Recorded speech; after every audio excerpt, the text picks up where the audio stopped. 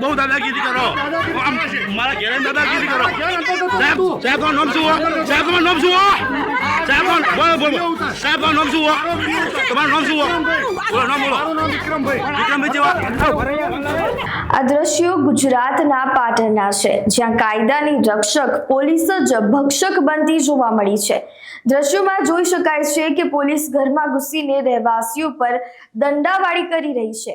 પાટણના કચપર ગામમાં ગુરુવારે ઠાકોર સમાજના ઘરમાં પાટણ તાલુકા પોલીસ દ્વારા અત્યાચાર કરવામાં આવ્યો હતો, જેમાં ભોગ બનેલા માતા પુત્રનો દાવો છે કે તેમનો કોઈ જ વાંક નહોતો.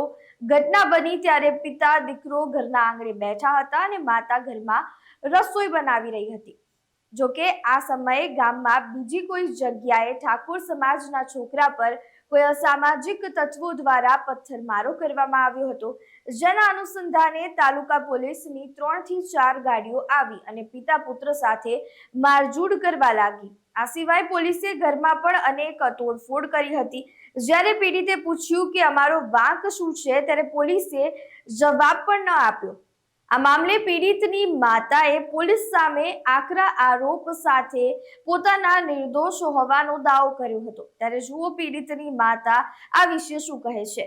મારો કોઈ વોક નતો, ડાયરેક્ટ આવીને આગળ દેવા પડ્યા હતા પોલીસવાળા. અમે રોજતા તો ત્રણે બાપ બેટો બહાર બેઠા હતા ઓટલા ઉપર, અને આવીને પોલીસવાળા મને પકડી લઈને હેડ ને હું પહેલાં છોડા દઈ તો દેવાવાળી કરી પોલીસવાળાએ.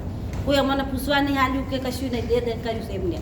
હા, પણ એમની તમને કંઈક તમે પૂછ્યું કે ભાઈ અમને કયા કારણે તમે અમારી પર મારઝૂડ કરો છો, શું કયો ગુનો છે, એ કંઈક કીધું એ લોકોએ?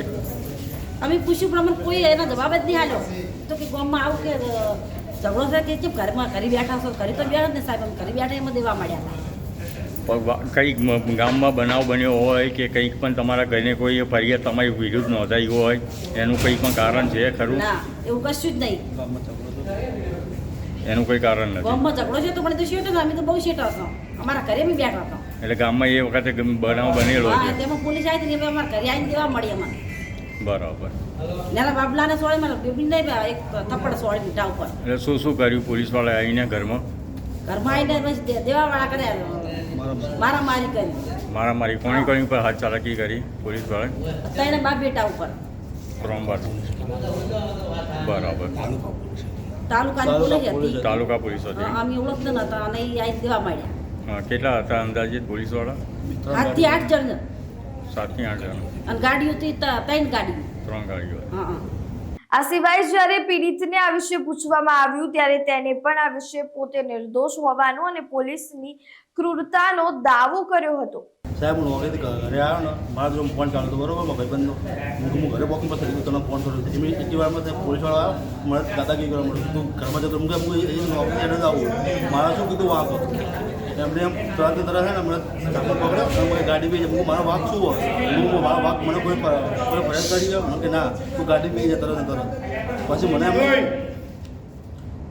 પછી મેં એમને પૂછ્યું મારો વાંક હોય તો મને કહી શકો.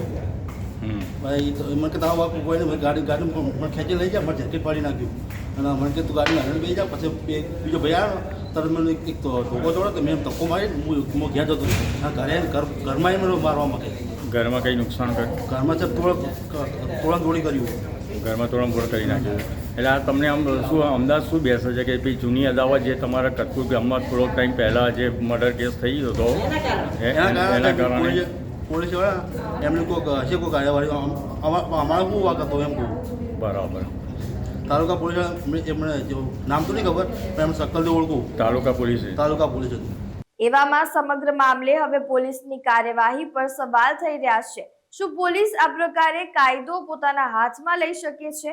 ગુંડાઓની જેમ સ્થાનિકોના ઘરમાં ઘૂસી તેમની સાથે મારઝૂડ કરવી અને ઘરમાં તોડફોડ કરવી કેટલી હદ સુધી યોગ્ય છે?